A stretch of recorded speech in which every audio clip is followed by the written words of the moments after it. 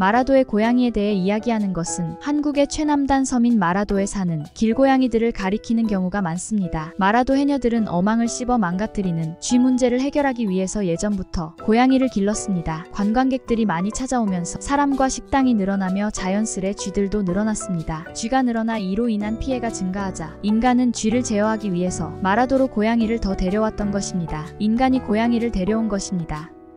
그게 2000년대 초중반이라고 했습니다. 약 20년을 이 섬에서 고양이가 인간과 함께 살았습니다. 고양이는 자연의 순리대로 점점 더 번식해 숫자가 늘어났습니다. 마라도는 작은 섬이지만 관광객들이 자주 찾는 곳으로 고양이들이 섬 곳곳에서 생활하고 있는 것이 특징입니다. 섬에 있는 몇 안 되는 주민들과 관광객들이 고양이들에게 먹이를 주고 돌보면서 자연스럽게 마라도의 상징 중 하나로 자리 잡았습니다. 마라도의 고양이들이 섬에서 쫓겨나게 된 이유는 크게 두 가지로 요약됩니다. 환경보호와 고양이의 과도한 개체수 증가입니다. 이 문제는 섬의 생태계를 유지하고 보호하기 위한 조치로 이루어졌습니다. 천연기념물이자 멸종위기종인 뿔새오리, 이 철새는 3월에 마라도에 날아와 5월까지 머물다 간다고 했습니다. 주로 절벽에서 번식하는데 육지에 머무는 사이 고양이가 공격한다는 거였습니다. 현장 조사를 수행한 2018년 기준으로 고양이에 의해 포식된 뿔새오리는 24마리로 추정되고 고양이 한 마리에 의해 1.2마리의 뿔새오리가 포식했을 것으로 예상된다는 겁니다. 특히 고양이의 최대 수용 능력이 80마리 이상일 때 20년 뒤 뿔새오리는 마라도에서 전멸할 것으로 예상됩니다.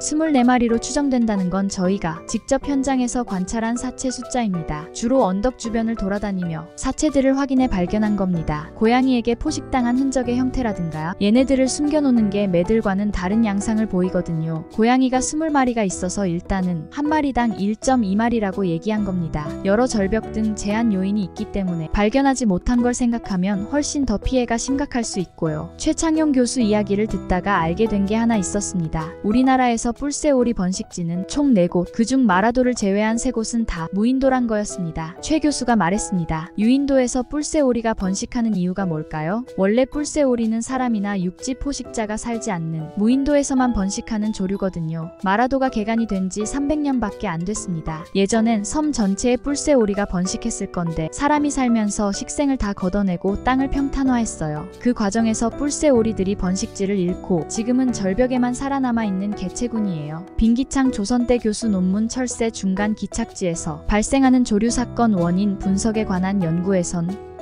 홍도에서 철새가 당하는 사망사고를 연구했습니다. 사고 원인은 고양이에 의한 포살 29.3%, 인공구 조물 유리창 등에 의한 충돌 22.3%, 기름 오염 15% 등으로 많았습니다.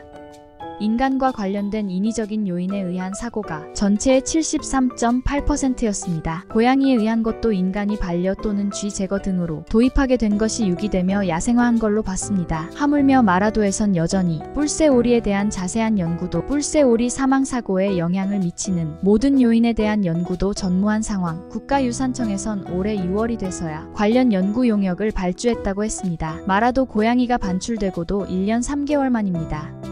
해당 관계자는 12월에 1차적으로 결과가 나올 예정이라고 했습니다. 천명선 교수가 저서 우리는 지구에 홀로 존재하지 않는다 해서 마라도 고양이 사건 관련 비판한 내용이 이랬습니다. 이 사건에서 마라도 고양이는 일단 멸종위기종인 뿔새오리를 공격하는 죄를 가진 동물로 인식된 것입니다. 뿔새오리의 이동 경로, 개체군 번식 특성 등에 대해 진행된 연구는 전무합니다. 고양이가 뿔새오리 개체군에 미친 영향에 대해서도 명확지 않다고 했습니다. 단 한 편의 논문이 전부입니다. 마라도 주민들도 고양이 개체수 관리에 대한 필요성을 인지했습니다. 중성화가 2021년부터 이미 진행되고 있었습니다. 90% 이상 진행됐고 고양이 반출이 결정되기 직전까지 급격히 수가 줄어들고 있었습니다. 남은 건 56마리였습니다. 국가유산청 당시 문화재청의 주도하에 협의체가 구성되긴 했으나 일방적이었단 비판을 받으며 고양이 반출이 결정됐습니다.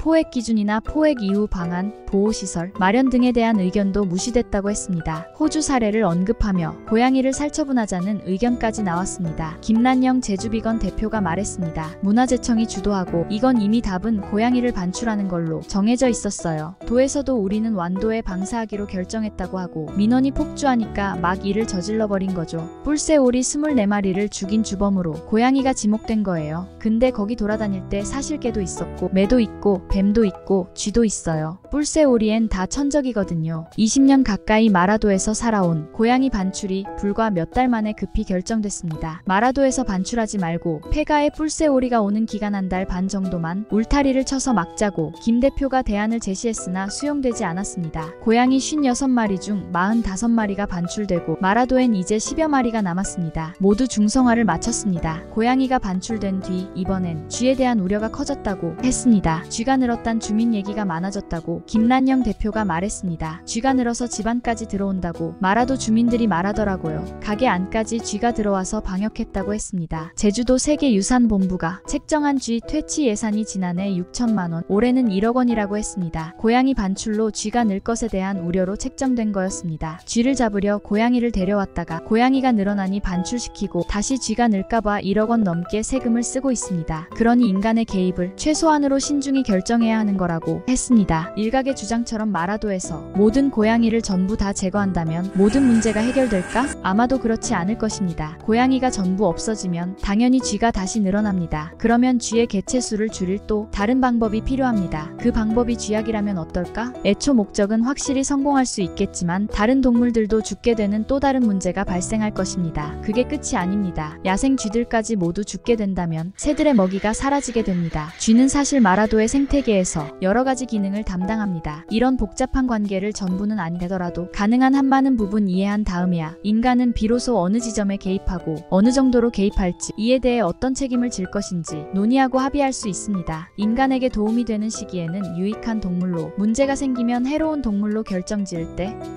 우리는 생각해 볼 수 있습니다. 지구가 인간만의 소유물이 아니듯이 지구상의 모든 동식물은 그들 자체로 모두가 주인입니다.